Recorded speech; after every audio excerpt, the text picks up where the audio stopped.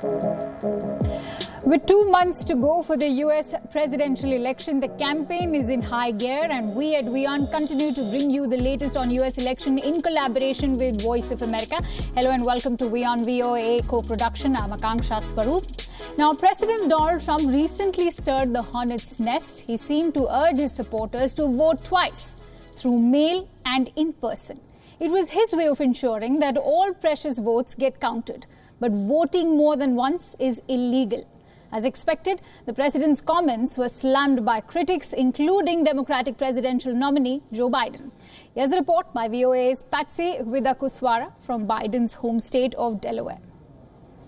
Trump 2020! Trump supporters were energized during a rally in Wilmington, North Carolina, where President Donald Trump appeared to make a controversial suggestion: to vote by mail and then go to a polling station and possibly vote again. And if on election day or early voting that is not tabulated and counted, you go vote. And then if for some reason after that, it shouldn't take that long, it comes in, they're not going to be able to tabulate it because you will have voted. But you have to make sure your vote counts. Trump, who has previously said voting by mail leads to voter fraud, reiterated his message via a series of tweets, which Twitter has labeled as violating its civic integrity policy for encouraging people to potentially vote twice. Voting more than once is illegal in the U.S. Most states are encouraging voting by mail as a safe and secure method during the pandemic. Trump's remark was condemned by critics, including Democratic presidential nominee Joe Biden, who accused Trump of undermining the American election system. I think it's all designed to create so much chaos that no matter what the outcome of the election is, that it's thrown up in the air. I mean, that must be his reason, because, I mean, he says and does things that no other president that I'm aware of in American history has ever done. And we all go, well, there's another ridiculous, illegal, inappropriate thing he said. White House Press Secretary Kayleigh McEnany defended Trump's statement. The president wants enfranchisement, not disenfranchisement. That's his goal with the comments that he made. But election officials and analysts are concerned about the potential impact on polling stations. I think what the president and what the press secretary are missing is the chaos that a significant number of people who have already cast their absentee ballots showing up at the polling place will mean, because the polling places themselves are not set up to handle, a significant influx of provisional ballots. What it yields is a longer process for check-in, which means longer lines, and those individuals aren't going to get the information they wanted anyway. Facebook said it would take down posts containing video of Trump's remarks on voting twice unless the posts correct the record about voter fraud. Parvati, VOA News.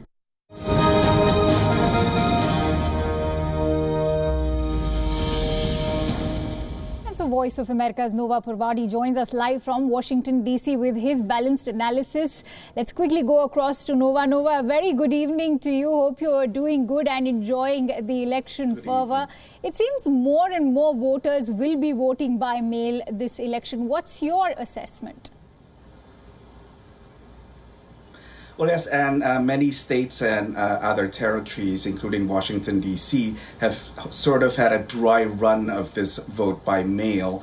A lot of the primaries and also caucuses that were usually conducted in person at the polling booths were conducted by mail, mostly, in many states that had primary voting in March onwards, when lockdowns and stay-at-home orders were first enacted.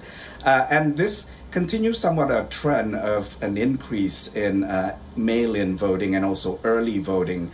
Part of it is also because elections in the U.S., especially presidential elections, are held on the first Tuesday of November. Now this harks back to America's agrarian roots, and Tuesday was the easiest day for farmers to take the day off and vote. But it's no longer the case. A lot of people cannot take the day off. It's not a federal holiday, and it's only a holiday in certain states like New York. So a lot of people cannot vote on November 3rd, and so they decide to vote early and sometimes by mail-in. Places like Washington, D.C. have sent out a notice, the D.C. Board of Elections, that every registered voter in Washington, D.C. is getting their ballots sent to them right away. They can either mail this back or they can drop it off at an open polling booth. But of course, Washington, D.C. only has some 500,000 voters, right. So this is something easy for them. Other states require you to demand or ask for a ballot, Akansha. Very interesting to hear that bit from you, how people can actually choose to vote in earlier than the rest. But also, Nova, why is voting by mail causing such a partisan divide and such a polarized election? Well, there's a perception, and this is among both sides, that mail-in voting, because it makes it so much easier, would increase turnout. And this increase in turnout would benefit their opponent. Now, President Trump thinks so because he thinks that this will disadvantage Republicans and give the edge to Democrats. But some Democrats also fear that an increase in mail-in voting and an increase in participation will also benefit Republicans. What does the research say? A lot of studies have been made on this, and especially with the increase in mail-in voting, it does seem to boost turnout in some states. But whether it gives a partisan edge is something that most studies say it does not. One recent study by Stanford University does confirm there's a modest to significant increase in voter turnout, but most of these have been in key groups, including young voters. And we also have another report, Akansha, which shows that not all young voters are Republican. So, this is a concern among both sides to varying degrees, but the research does not indicate a partisan edge or advantage in mail-in voting and turnout, Akansha. Right, there's so much to talk about as far as voter turnout is concerned, and I'm going to come back to you to discuss more on that. For now, let's take in a report by one of our colleagues at Voice of America. Now, the focus of campaign ads and rallies in the run-up to the election is in battleground states like Wisconsin, a state which Donald Trump won by a narrow margin back in 2016. Like Wisconsin, there are states in which both candidates have a chance to win the Electoral College votes in November.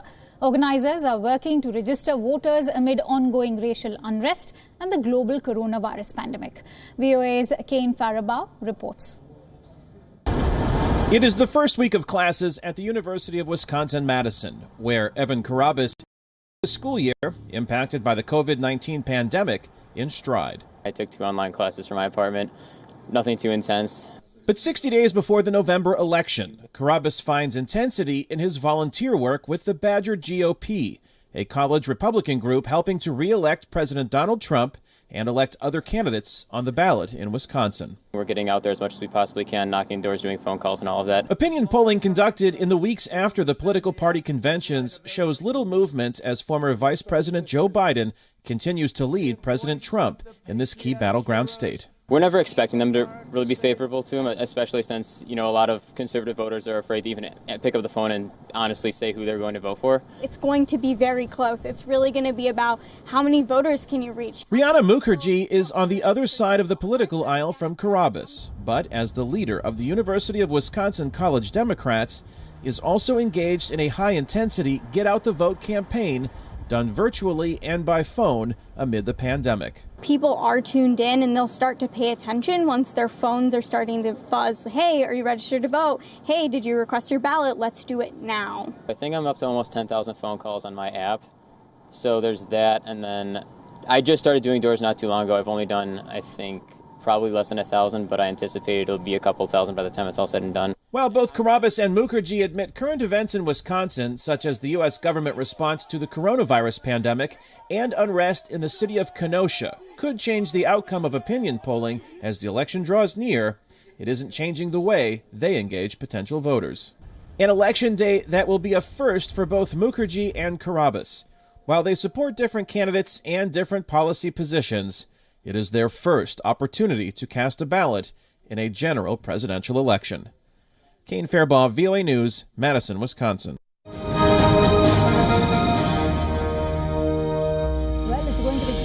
interesting to see how the swing states behave. Let's get in a sense of perspective from Nova on battleground states. Nova, why is it that the outcome of U.S. presidential election often hinges on states like Wisconsin and other battleground states?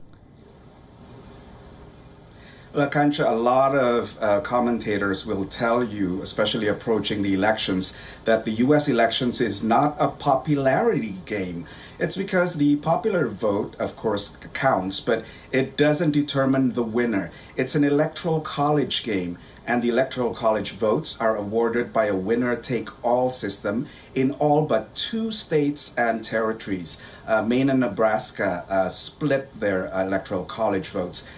States like Wisconsin are key, and Wisconsin is an interesting case because prior to 2016, in 7 successive presidential elections, this was a solid blue or Democratic state.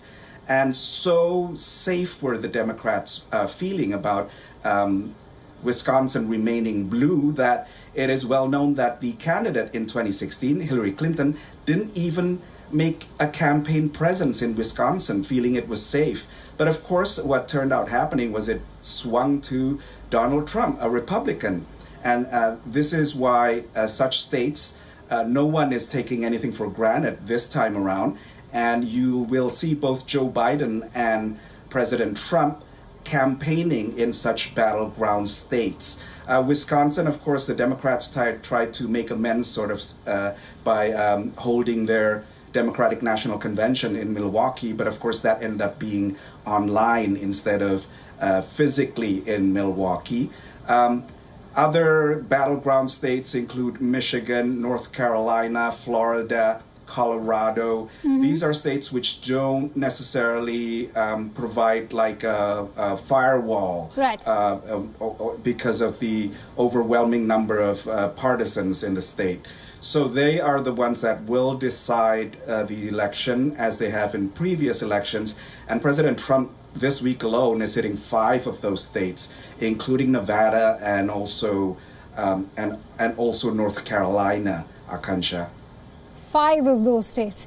Now, Nova, they say curiosity killed the cat, and yet I'm going to ask you this one. Based on poll results, who's favored to win in battleground states this year?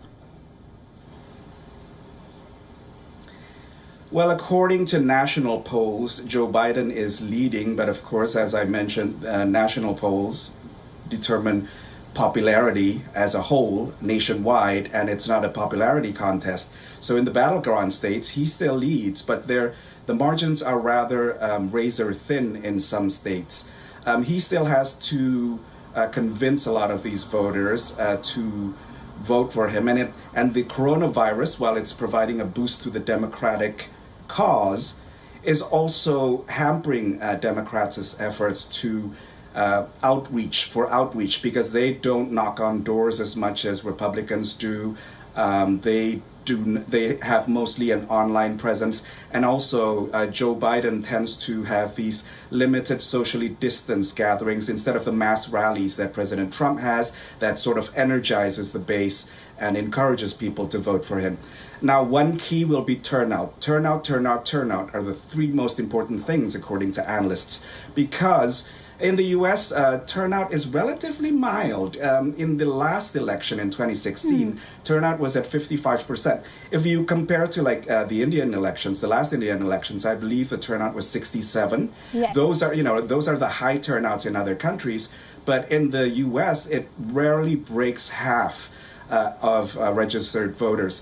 So a lot of analysts are now working into their models a prediction of how things will shape up in battleground states with high turnout and also with relatively low turnout.